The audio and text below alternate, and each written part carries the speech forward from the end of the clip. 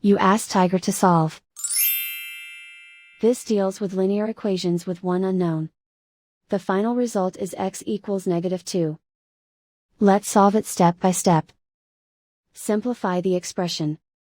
Expand the parentheses.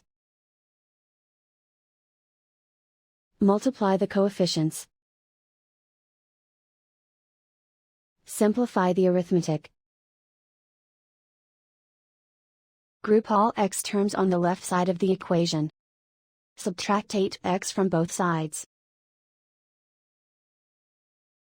Group like terms.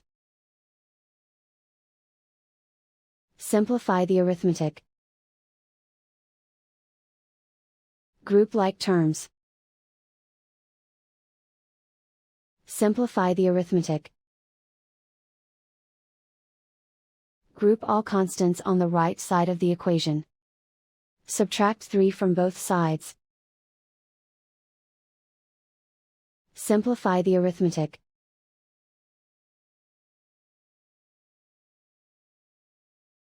And so the final result is x equals -2.